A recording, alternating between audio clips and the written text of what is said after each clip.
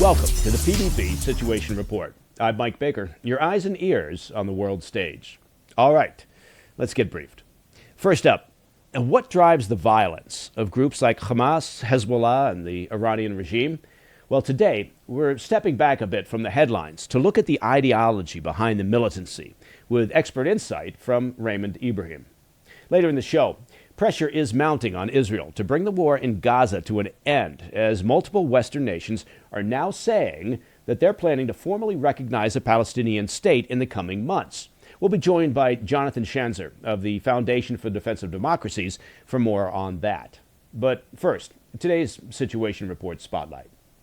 Here on the PDB, we cover the actions of groups like Hamas, Hezbollah, and the Iranian regime all the time. They're not just political actors. They're driven by a specific worldview, rooted, of course, in Islamic ideology. But what is it about that ideology that fuels such militancy? What do these groups actually believe? And how does that belief system shape their strategies, their goals, and their violence? Well, this is a bit of a departure from our usual focus on hard news and day-to-day headlines, but to understand the conflicts that we cover, right, we thought it was critical to understand the ideas driving them. My next guest has spent years studying exactly that. Raymond Ibrahim is an expert on Islamic history and ideology and a former Arabic language specialist at the Library of Congress. He's best known for his 2007 book, The Al-Qaeda Reader, which offers a revealing translation and analysis of the political and religious writings of Osama bin Laden and Ayman al-Zawahiri. You can also find more of his work on his YouTube channel at the Holy War Channel. Raymond, thanks very much for being here with us on the Situation Report. We appreciate your time. Yeah, my pleasure, Mike. Good to be with you. Thank you. I want to start with a question that may seem odd, but it's for the benefit of our viewers. If you had a minute, if you got in an elevator and you had 1 minute based on all your experience and all your work studying Islamic history and ideology, and you had that 1 minute ride in an elevator and you had one person with you in there, what is it that you'd want to tell them about what you've learned, what you've studied, what you think? I'd want to tell them, I guess, what I assume they don't know. And I'm also assuming they're not Muslims. And I think I'd want them to know that this particular religion is unlike other religions. It's very political. It's very, in a word, tribal. It's us against them. You, as a non-believer, are a de facto enemy. And how they approach you as the enemy, there's different categories, different levels, but none of it is anything near or remote to what Western, standards of religious freedom approximate. So basically, it could be from fighting you to killing you to enslaving you to now's not the time and we can be your friend and smile in your face, but we have to do it later. And that's just, in a nutshell, that's the doctrine, that's the history, that's the current situation of Islam, despite what everyone says, mostly non-Muslims actually. So, I want to expand on that if I could. I guess my question that I was about to ask. Yeah, that's just a 1 minute, really short kind of, obviously. Exactly. No, we already got to the 30th floor on that elevator ride. So, but I want to, now we're off the elevator. I want to talk some more about this, but I was going to ask you a question that, but I want to caveat it first, and then you'll understand why when I ask the question is that other religions, not just Islam, but you look at Christianity, right? There've been a lot of wars fought in the name of a Christian God, right? And a lot of violence that's been perpetrated in the name of that religion. So, is it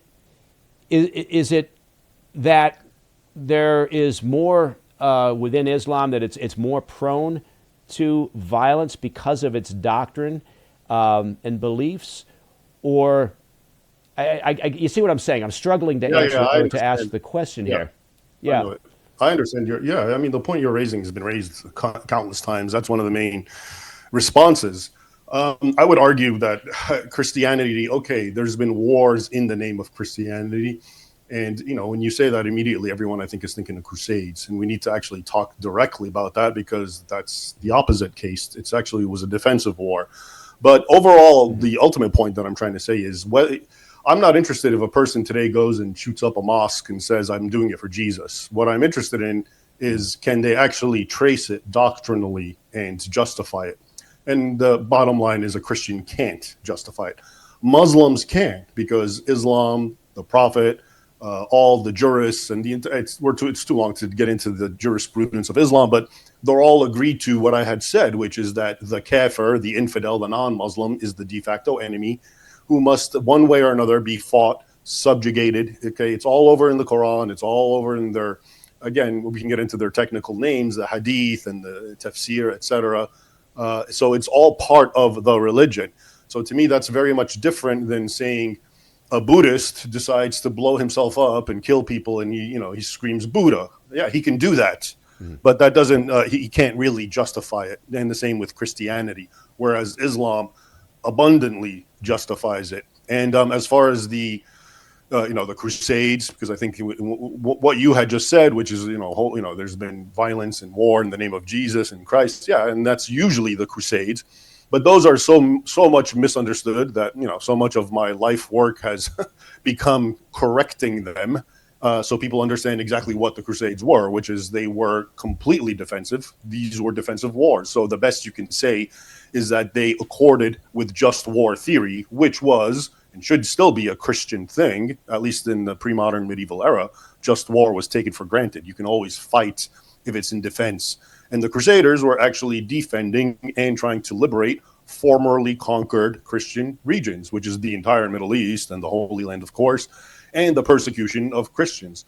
So again, even the Crusades, which is sort of the creme de la creme of an example of evil Christians misusing Christ's name, was perfectly done in accordance with just war, and it's nowhere near what we're talking about, which is the sort of offensive war, jihadist imperative, which is part and parcel of Islam. So the wording that's developed over the recent times, I'd go back to, as a convenient point, let's go to 9/11, right? But typically you get these phrases: radical Islamists, radical Islamic group, right? Whether they're referring to Al Qaeda or Islamic Jihad or whomever, ISIS. So is that a misnomer? Is that it's not so much that they're radical; they're following early doctrine or ideology? Yeah, I on the one hand, I agree there needs to be a distinction that we can't just label every single Muslim under one thing. On the other hand, I don't think the current distinction, moderate and radical, does it justice, because it doesn't make sense. It implies the correct way to look at it is the observant Muslim is a radical. And a moderate Muslim, what we call a moderate Muslim, is essentially a lackadaisical, indifferent Muslim who's living according to 21st century lifestyle, and whatever parts of Islam fit, he'll allow them, and whichever parts don't fit, he won't necessarily allow them. So I think that is happening in the world, and it wouldn't be correct to say every single Muslim believes in jihad, just like it wouldn't be correct to say every single Christian believes in any particular Christian tenet. So yeah, the distinction is necessary, but it's also what's wrong with the distinction is they're implying that the guys who do the jihad are somehow not following correct Islam, and that's false.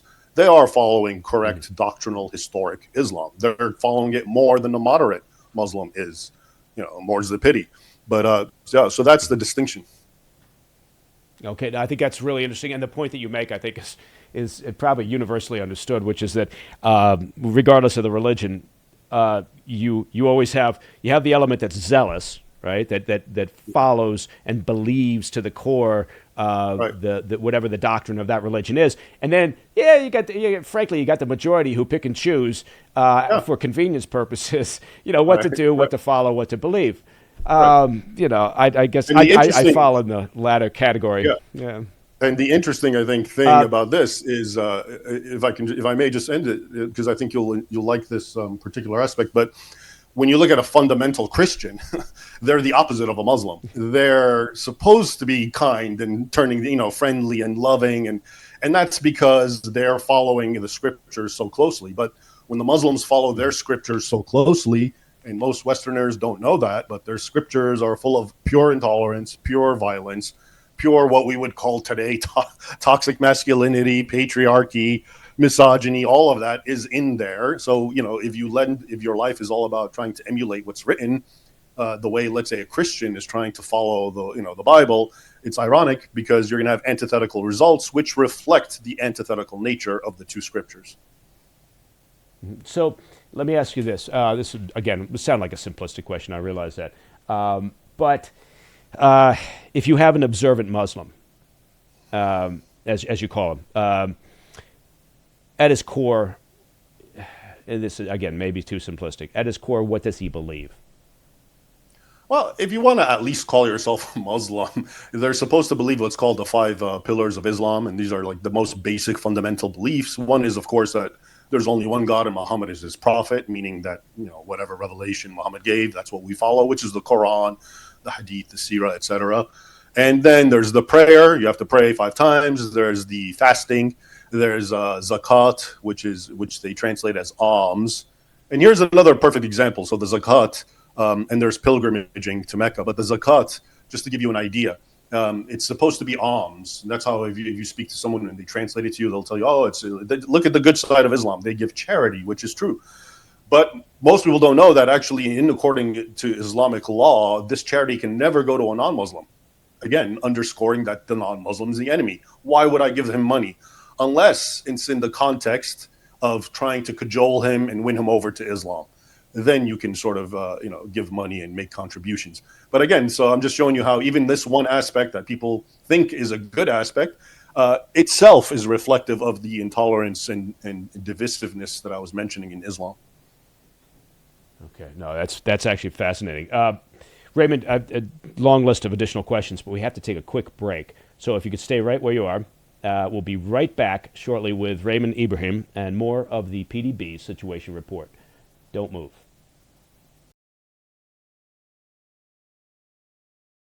Hey, Mike Baker here. Well, in case you didn't notice, we are deep into the dog days of summer, right? When it's too hot to think, but you know what it isn't too hot for? It's never too hot to grill. At trybeef.com/PDB, Tri-Tails Beef is helping you push through the heat with a freezer full of ranch-raised Black Angus beef. I got to tell you something. This company is terrific, and the beef is outstanding. Order now and get 2 free flat iron steaks just for being one of the smart ones who skipped the shrink-wrapped chew toys at the grocery store. Real beef, real ranchers, no middlemen, no fluff. Trybeef.com/PDB.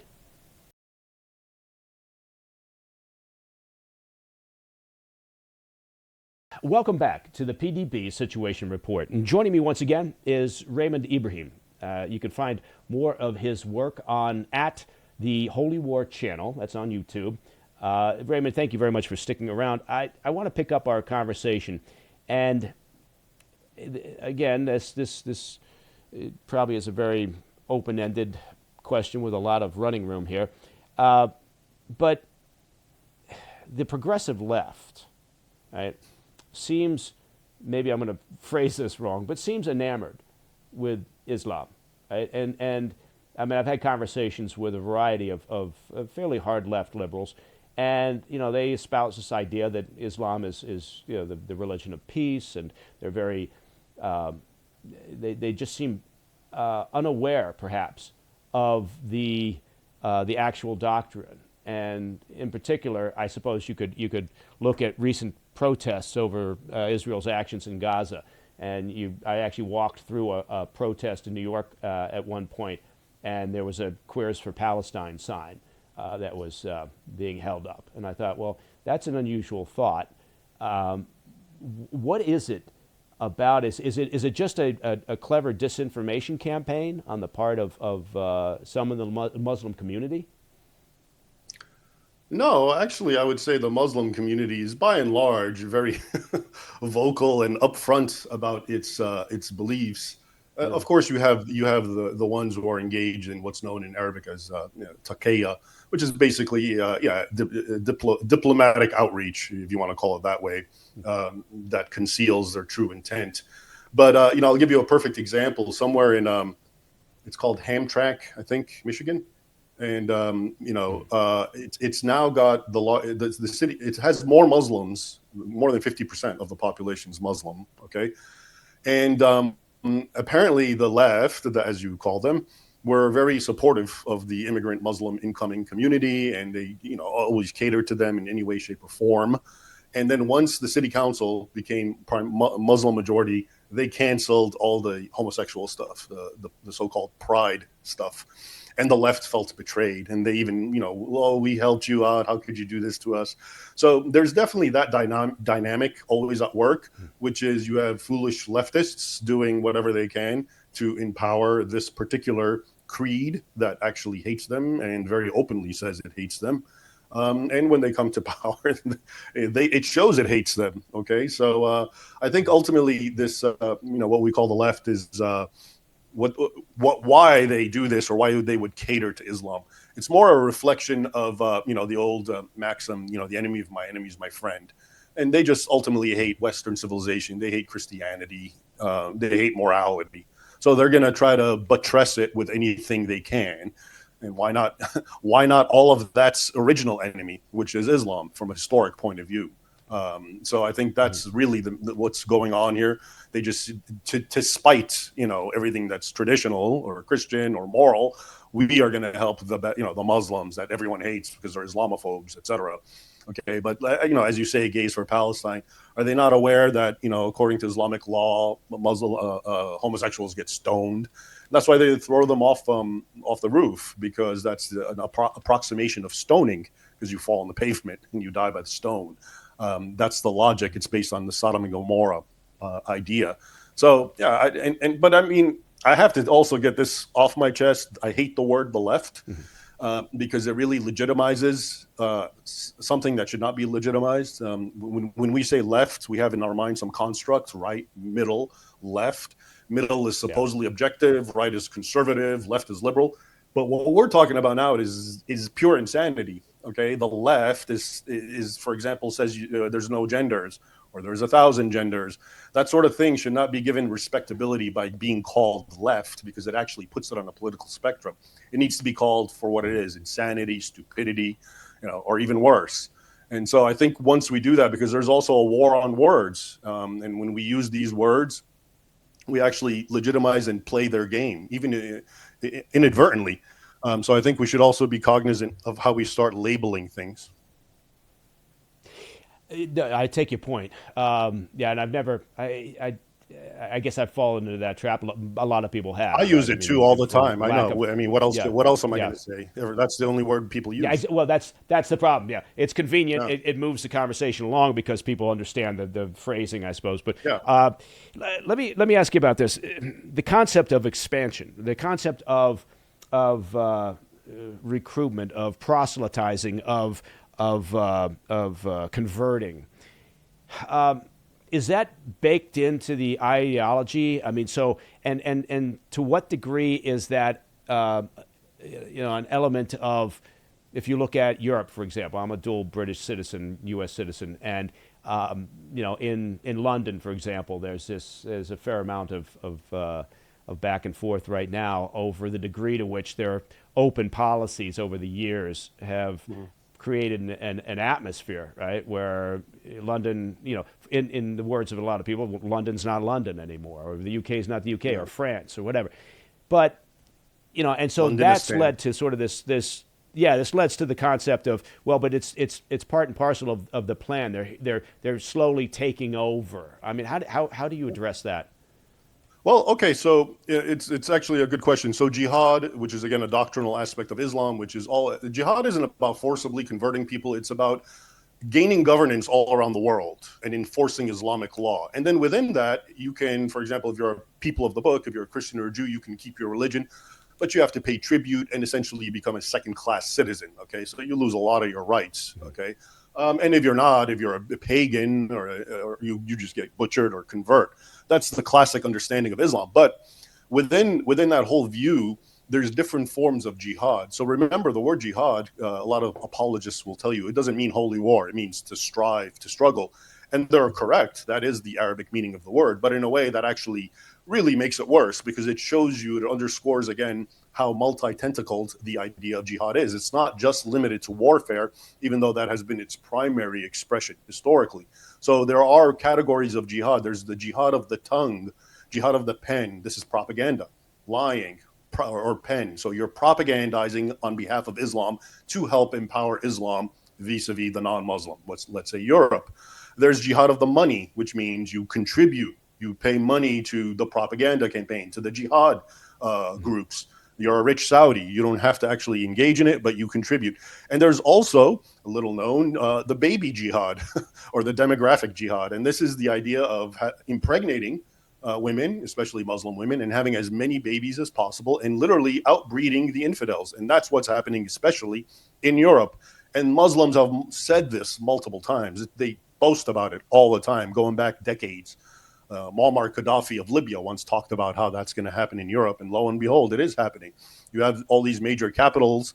I think London is one of them, where the number one name of newborn baby boys is Muhammad. Okay, and this is not just in the UK. This is all throughout.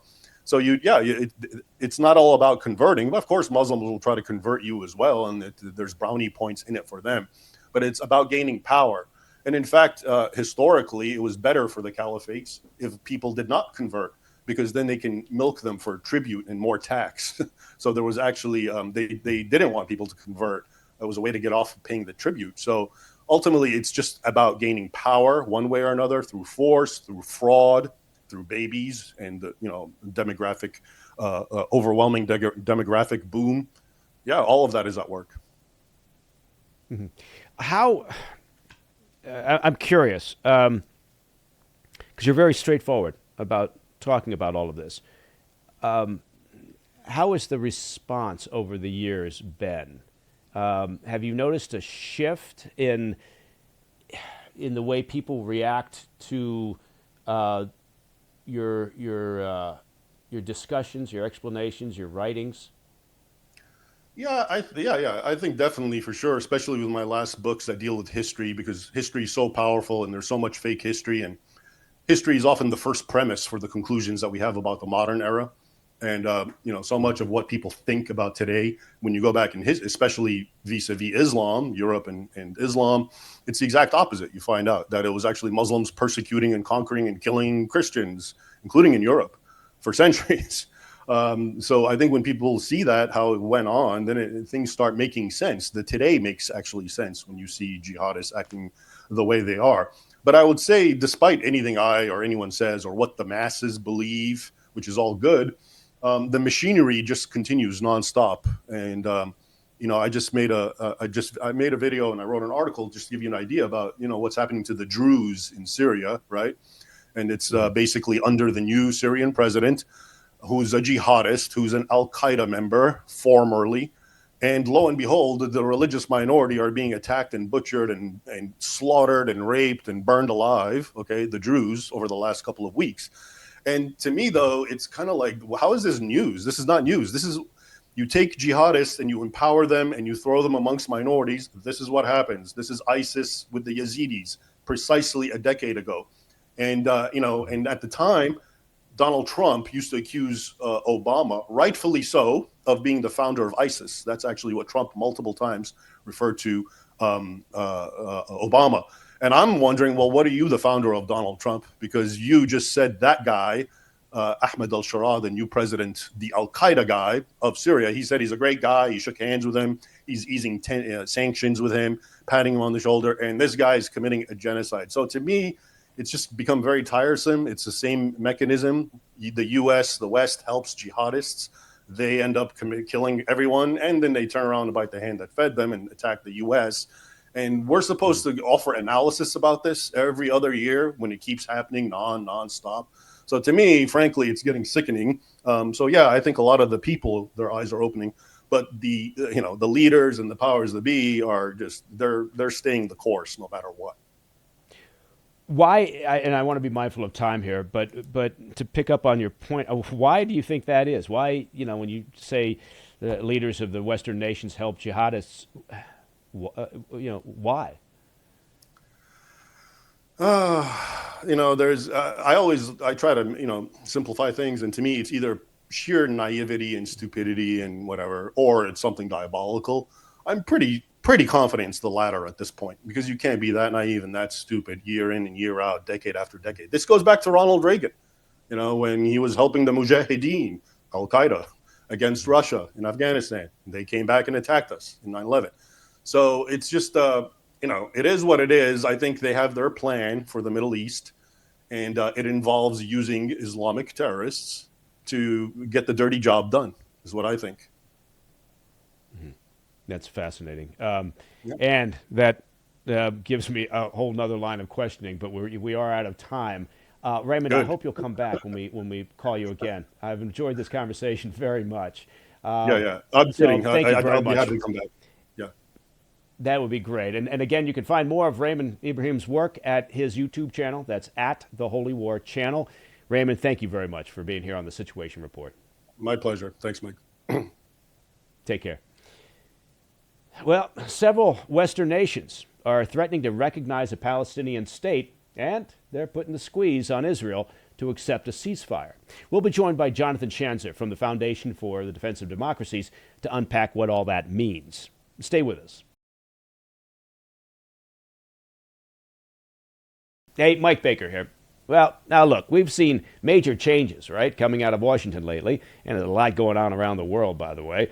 But while the headlines focus on national policy and international stories, your personal savings, well, those are still your responsibility. And now, frankly, is the time to take control. Look, one of the smartest ways to protect your savings is through diversification, especially with gold from the Birch Gold Group. They're the precious metals specialists. Gold is up some 40% just in the past year alone. And central banks, we know what they're doing. They're buying up record amounts of gold, partly due to global instability, which you may have noticed is rising. Birch Gold makes it incredibly easy to own physical gold, either in your IRA or, like a lot of folks, just stored safely at home. Here's what you got to do. Just text PDB to the number 989-898, and Birch Gold will send you a free information kit on gold. There's no obligation. It's just useful information. Look, with an A-plus rating with the Better Business Bureau and tens of thousands of happy customers, take control of your savings today. It's simple. Text PDB to 989-898.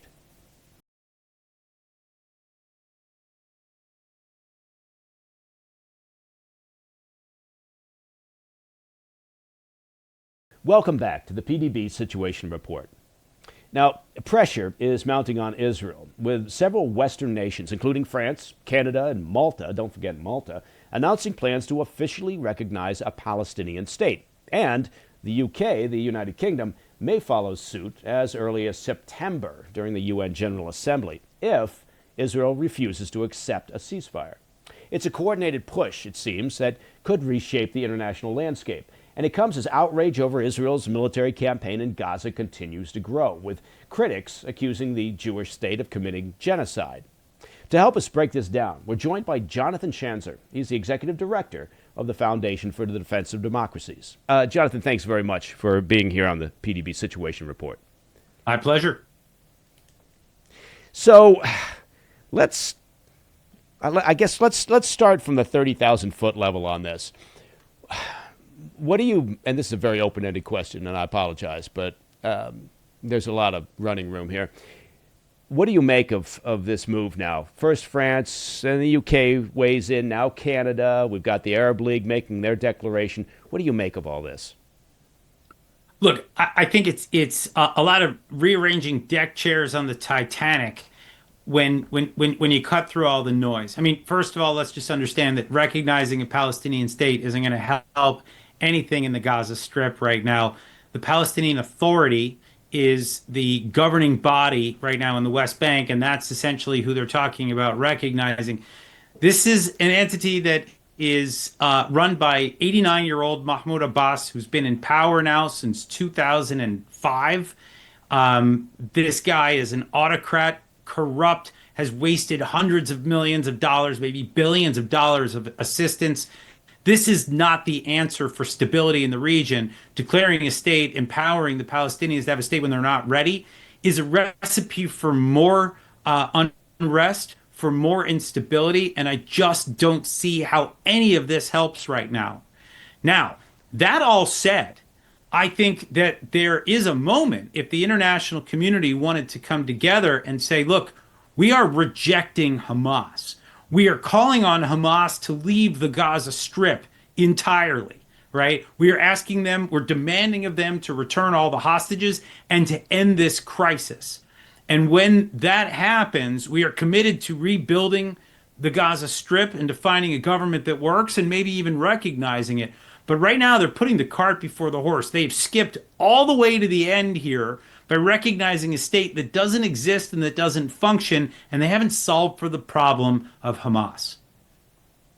Yeah, it does. I mean, it does have the smell of performative art, and also sort of the we can all feel good about ourselves now, right? I mean, it's easy to pat yourself on the back and then kick the can down the road. I don't want to sound really cynical, but now, how does the Arab League and the EU and I think some 17 other nations all came up with a declaration during the 2-day conference that's been going on, and it did. I mean, obviously, it was targeted at Israel in part, but it also was targeted at Hamas and did talk about the need for them to leave.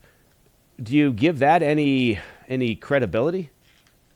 Look, I like it. It's better than nobody doing it. I think actually the most interesting part of it was that the Qataris took part in this statement, and the Qataris are key sponsors, patrons of Hamas. They've been giving them, I mean, up until the October 7th attacks, they were giving them $30 million a month. And on top of that, you still have top leaders that are based in Qatar right now. I don't really understand what they were thinking here. I don't know why they decided to join, but I mean, I will laud it to the extent that they're willing to follow through. And I mean, look, this is what should have happened a long time ago. They should have kicked Hamas out of their country immediately. They should have put pressure on Hamas to end the hostage crisis immediately, right? I mean, they could have stopped so much bloodshed had they used their leverage in Qatar against Hamas. I think, by the way, that right now that's a sign to me that maybe this is the moment. We know Stephen Witkoff is going to Gaza. He's going to assess whatever's going on there with the aid mechanism. By the way, I'm not sure exactly if he knows how to assess this, but I mean, I suppose it's a good thing that he's going and he wants to see it with his own eyes. But really, if you want to ask what the positive role of the U.S. would be right now, it would be to lead an effort to get the entire Arab world, to get Hamas's patrons, Hamas's supporters, but also these Western countries that are, virtue signaling right now to the Palestinians, get them all to come together and for the first time, actually declare that this hostage crisis needs to end and that they're holding Hamas responsible and that there will be ramifications for not doing this. I mean, it's kind of amazing to me that we're 650 plus days into this war and we have not yet seen a coordinated action along these lines. I think what the Arab world did and what the Europeans did with this statement, they actually just gave us a glimmer of what's possible. And for that, I got to say, I commend them. Mm-hmm. Yeah, it is surreal in a way that it took this long for them to all agree to condemn the 7 October 2023 attacks. I mean, if you think about it, really, how many committee meetings did you have to decide that you could condemn something like that? Look, to play devil's advocate, you talked about the fact that they should have been calling for the departure of Hamas years ago. I mean, you could make the argument, and I'm about to, that in part 7 October happened because in part the Israeli government almost appeared to have gotten to the point where they accepted Hamas as the governing element there in Gaza, and they had kind of gotten to the point where they thought, okay, I think maybe they're more interested in just bettering the lives instead of maybe they're moving away from a war standing. It seemed like they sort of fell asleep at the wheel, in part because Hamas was playing a disinformation campaign that was fairly well thought out. Look, we're going to lull them to sleep and then take advantage of them as they did on the 7th of October. So it almost looks like Israel had gotten to the point where they had accepted, in a way, the fact that Hamas was there to stay. Am I wrong about that? No, it was interesting. A couple of days before the October 7th attack, this is like late September, I spoke to a senior Israeli official whose file was the Palestinians, and he handled this for the Netanyahu government. And I asked him about Gaza, because we were talking a lot about West Bank and what was going on there, because leading up to 10/7, that's where all of the attention had been placed, was what's going on in the West Bank and how dangerous was it, et cetera. And the guy said, look, we actually believe we can work with Yahya Sinwar, the guy that ultimately went on to launch the 10/7 attacks. that led the military effort, whose plan it was to attack Israel on that day. The Israelis believed that he was more interested in providing products and services to the 2 million people of Gaza. And yeah, they were feeding information through, I think probably devices that they understood that were being listened to by the Israelis. They were feeding intel to senior Israeli officials that was clearly wrong. And yes, the Israelis got played. But I don't think there was ever a moment where the Israelis were saying, oh, yeah, Hamas will be fine. What I think they arrived at was this mistaken assessment that, Hamas was a group that they could do business with in the short term. Medium, long term, they were going to have problems, as they have, right? Every couple of years, there's a war that erupts because Hamas, launches that war. What they didn't see was the full scale of this. But now I got to say, when you look at the outlook for the Gaza Strip, no prospects whatsoever unless Hamas leaves. And I think that's really the rub that we're looking at right now, where, the Israelis are saying we can't stop fighting, right? And we can't stop what we're doing in the Gaza Strip because Hamas is still there. And Hamas is taking advantage of that because the Israelis have taken responsibility for all the borders, all the aid, everything that goes on inside the Gaza Strip. So Hamas has done a little jujitsu here. And they said, yeah, we're weak and we don't have the capabilities any longer. And whose fault everything is now? The Israelis. And so the Israelis have to think about how they're going to flip the script. I don't think that they have come up with the right approach yet. They're flooding the Gaza Strip with aid. I think that's important. They probably need to keep doing that. That will have, unfortunately for Israel, a little bit of a backfire effect because it's going to give more agency to Hamas. But I do think that the Israelis can, for example, I just wrote about this recently.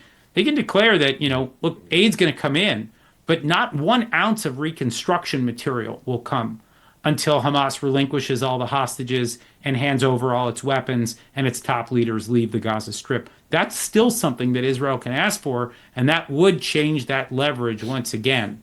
And I think Israel needs to think about something different. A couple of parts here. I want to ask you about, has Hamas essentially won, though, the messaging war? With I look at the pressure that's coming on now, this idea that, they're on the brink of famine or, children are dying from starvation. And that is clearly it's a crisis, right? I don't think anybody, can argue that the people, the civilians of Gaza, are desperately hurting for assistance. And so the situation is dire, but you can also argue that Hamas has been very clever in understanding the power of that message and has amplified it to a willing media that's been, keen to go along with the notion that, everybody's starving in Gaza. So, there's this element of has Hamas actually, to use your terms, flip the script here, and a point where they're on their back foot, they're clearly, leadership is decimated, stockpiles, tunnels destroyed, etc. And yet they've found this ability to drive the narrative. And then the other part of this, and honestly, what we'll do is I'll leave you with these 2 points to ponder during our break. But the other question is, at this point, why would Hamas give up the remaining hostages knowing that that's their only leverage? And they're clearly desperate to retain power, retain control. So I want to ask you, again, this is a tough question, but how do you beat that?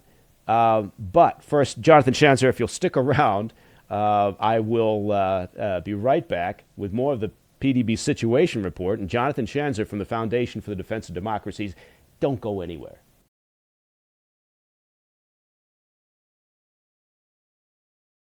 Hey, Mike Baker here. Let me ask you an intriguing question, if I may.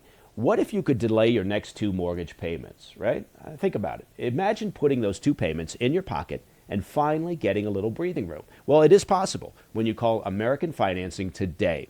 Look, if you're feeling stretched by everyday expenses, you know what I'm talking about. Grocery bills, gas bills, you got utility bills, you got a variety of bills. They're all piling up. Well, let me tell you something. You're not alone. And frankly, many Americans are putting those expenses on credit cards. And for many of them, there doesn't seem to be a way out. Well, let me tell you, American Financing can show you how to use your home's equity to pay off that debt. So give them a call today before you get to a point where all those payments, well, they seem unmanageable. Look, their salary-based mortgage consultants are helping homeowners just like you restructure their loans and consolidate debt, all without upfront fees, and that's very important.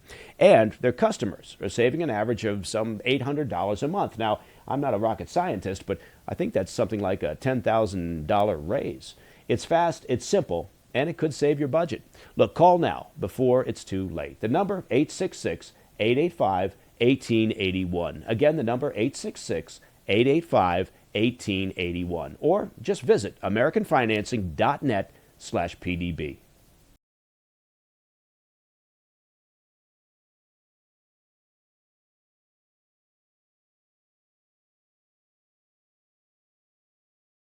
Welcome back to the PDB Situation Report. Joining me once again is Jonathan Schanzer from the Foundation for the Defense of Democracies. He's the executive director, by the way. You'd know that if you had his business card. Jonathan, thank you very much for sticking around. I left you with two rather large questions. I'll let you decide which you want to tackle first. Sure. I mean, first, let's talk about Hamas's mouthpieces. Let me just say that it should be no surprise to anybody that the narrative right now has shifted towards more support for Hamas, more criticism for Israel. There's a couple of reasons for it. I mean, one is, look at the people that are out there that are setting the tone for this discussion. I mean, it's the Gaza Ministry of Health, which is a Hamas-run entity, obviously a propaganda organ. It doesn't mean that everything they say is false, but everything they say is tinged with Hamas ideology. Which means it's always going to be negative toward Israel, and and they're going to amplify and they're going to blow things out of proportion. That's one. You get the UN, obviously not exactly big fans of Israel, and then on top of that, you've got like the BBC and CNN and a lot of these mainstream outlets have shifted hard left to the point that they're just overtly cheering for Hamas. A lot of this has to do with in my view, it comes down to the Gaza Humanitarian Foundation. This is that private entity set up by the United States and Israel to disseminate aid in the Gaza Strip. You got to understand the very existence of this thing threatens, it's an existential threat to Hamas and to the UN. In other words, these are the two entities that maintained absolute control, a full monopoly on the administration of the Gaza Strip. When Israel and the United States and others came in and said, here's this new private sector entity, it's going to supplant the UN and it's going to disseminate the aid, that was the moment that all of this, everyone's hair was on fire, all of Israel's enemies, and the messaging started to come out. Now, I'm not going to tell you that everything that they've said is false about the aid situation. I'm sure that Gaza is not a picnic. I mean, we all know it, right? There's a war that's been going on there for 600 something days. Of course, it's not a pleasant place to be, but man, did this all start to tick up, and we really could feel the intensity of this narrative the moment that the UN and Hamas began to realize that GHF was no joke, and so they're trying to delegitimize both Israel and the Gaza Humanitarian Foundation. And look, they're doing a great job of it, right? The New York Times, right? Running pictures that were, it looks like it was deliberate misinformation that they just bought hook, line, and sinker. Huge problem. And you've got these willing, useful idiots for Hamas. And boy, they've just gotten suckered into this. So I think, you just need to continue to call things out without denying that there are basic facts that we can't change, that this is a war zone and it's going to be a challenge. But don't let them get away with every one of the lies that are being spun here. It's an interesting balance that Israel's going to have to work with, that U.S. is going to have to work with, and I think we're going to see where things go next. But I think it's important to note that Israel, by flooding the zone with aid in the Gaza Strip, it's taken the right first step. What happens from there, we don't know. Now, as for your second question, you asked about why would Hamas ever willingly relinquish power. And the answer is it won't. But let me put it this way. If the people of Gaza, right, there's 2 million people in Gaza right now, and they've been suffering because of a war that Hamas launched on October 7th of 23. They know who is responsible for their suffering. If the Israelis come in and say, look, we're giving you all the food that you need, but you're never, ever going to have a normal life again. You're not going to see reconstruction. Those apartment buildings, the schools, all the things that you want to return to whatever normal was in Gaza, it will not happen until the hostages are gone and until the top leaders of Hamas step down. I actually think that that's the moment that the people of Gaza begin to realize that they have more leverage. And again, this is all about perception. It's about flipping the script. We've not seen the Israelis try to put pressure on Hamas in this way. We haven't seen the international community try to put pressure on Hamas in this way. I'm not going to tell you that I got all the answers, but I do. I think we can all say this, that right now what Israel's doing has not been a success. I mean, they've vanquished Hamas, they've defeated them militarily, but look how they're struggling right now with this political environment. They need to figure out how to get past it. That means coming up with a different strategy, right?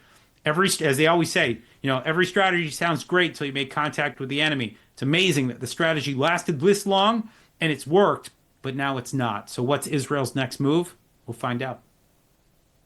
Yeah, and it is fascinating that you look at the statements from France, from UK, from Canada now, and then you also look at the declaration from the Arab League and the EU nations and some others, and it all sounds grand, right? Until you kind of get into the details where they're saying, contingent upon Hamas giving up control, and nobody has a way of getting to that point, right? I mean, the Israelis are at this stage where I think they've isolated the remaining Hamas fighters. The assumption has to be that the hostages are in those areas, right? Which may be accounting for the fact that you don't see a lot of the aggressive military operations right there in those spots in an effort to try to protect the remaining hostages and recover the others.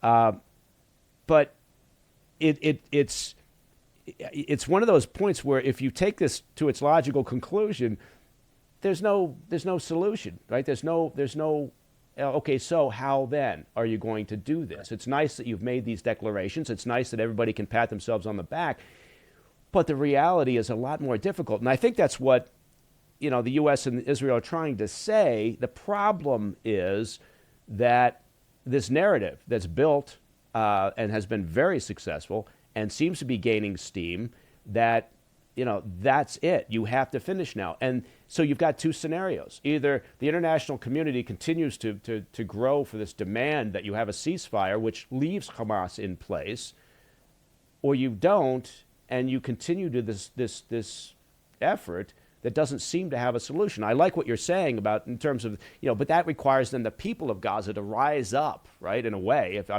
don't want to sound too grand, but it's going to have to come internally to some degree to say that's enough. We've got to get rid of Hamas. Yeah, but I think none of that actually happens until you start to see a steady drumbeat of declarations coming out of Western capitals, coming out of Washington, saying, look, I'm saying it again every day. The problem is Hamas. The misery that Hamas, let's just, look back just briefly at history. Hamas took over the Gaza Strip in a civil war in 2007. Been to war with Israel now 5 different times. Each time it's led to more misery, more destruction. Now look at where we are, right? And to have world leaders say that repeatedly and to remind the world that Hamas is the problem, that begins to change the psychology here. Then you have the Israelis say no more reconstruction until, Hamas leaves and until the hostages are gone. And people continue to call. Donald Trump calls for the release of the hostages every day when he gets up in front of the cameras. This is the kind of pressure campaign that we haven't seen. And I don't really understand why, because it's not hard to condemn a designated terrorist organization, right? Hamas is seen as a terrorist organization in most of these countries around the world. Why have we not seen a unified voice? It's remarkable to me, but I do think that psychologically, politically, diplomatically, you can start to change this narrative, but you have to want to. And right now, I don't necessarily see the Europeans wanting to go there. I think this is going to sound strange. It's going to sound harsh, but I'm searching for an answer to your question as to why we haven't seen that to happen. And part of it is, I suspect, that the other side, meaning Israel, has put themselves in a position where a lot of people just don't find sympathy for them, right? Because of the steady drumbeat of what's happened in Gaza, the level of response. I think you can have people who are sympathetic based on the awfulness of 7 October and those attacks and what Hamas has done. But even with that, the narrative turned remarkably quickly after 7 October back towards, well, but, look, I mean, Hamas, and it was so. I agree with you. I mean, I think that you need that steady drumbeat. I don't think it's practical. I don't think it's going to happen from the international community. This denouncing of Hamas in a big way. I'm amazed that the Arab League came out the way they did, unified in a statement criticizing Hamas. But I don't think you're going to get much more than that. I don't have a question there. This is more of a ramble in our conversation. I get it, and I understand the skepticism, but I think the broader point here is, I think Israel needs to make some unilateral moves and declarations. I think the U.S. And the Israelis should be working together on communication here. Again, it doesn't deny that there are challenges in terms of food security in Gaza. I think Israel and the U.S. are going to have to handle that, and they should. It's the right thing. It's the moral thing to do, but that's not going to solve the problem in Gaza. The food insecurity thing can be solved with more pallets. It can be solved with more trucks coming in, right? I mean, that stuff it's fairly simple logistically, and we've already seen some of the photos and the reports that massive amounts of food have been injected into Gaza in response to these reports. They're not messing around here. They're not waiting. But really, the big problem is that Hamas is still there. That is, I mean, and it's really not hard for anybody to understand this, even if you're new to understanding this conflict. You understand that one is a non-state actor that is a terrorist organization that murdered 1,200 people in one day and kidnapped 254. The other one is a U.S. ally, a democracy that is trying to figure out how to fight an urban war. By the way, we didn't do particularly well at it here in this country when we tried to fight those kinds of urban wars in Iraq and Afghanistan. The Israelis are struggling with it in much the same way. We should have some sympathy for them as they do this. We should try to help get them out of this crisis, change the narrative, but more importantly, change the facts on the ground, because nobody wants this war anymore. And I think that's a lot of what's happening here. Yeah. To be honest, people are just sick, right? I'm sorry for interrupting. I want to be mindful of the time, and I had one last question that we're not going to have enough time for you to give it justice, but hopefully for the next time we get together.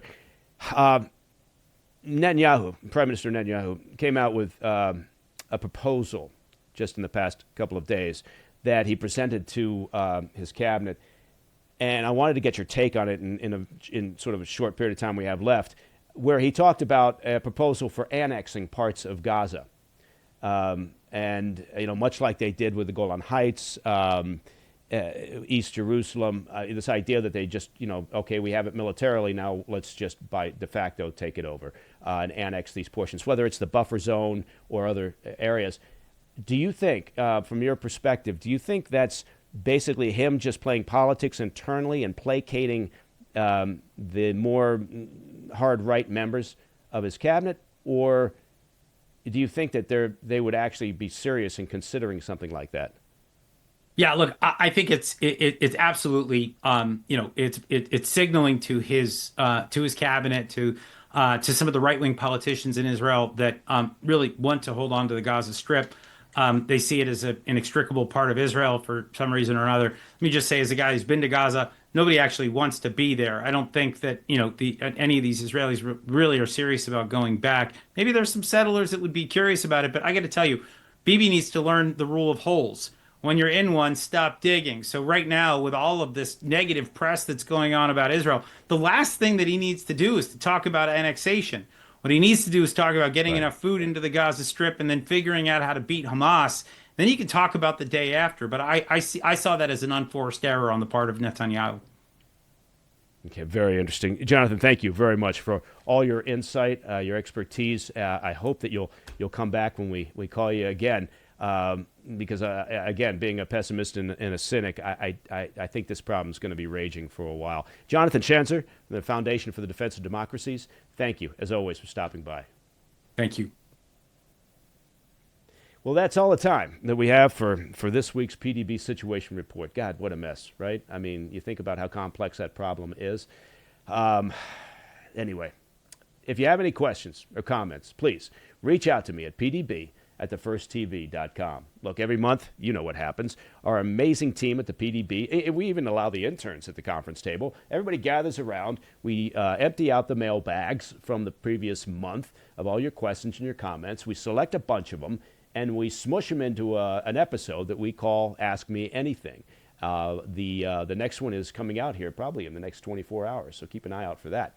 Finally, to listen to the podcast ad-free, you can do that as well, and it is very simple. Just become a premium member of the President's Daily Brief by visiting pdbpremium.com. And one last thing, if you got a moment in your busy day, don't forget to check out and subscribe to our YouTube channel. You can find that on YouTube, of course, at President's Daily Brief. I'm Mike Baker. Until next time, you know the drill.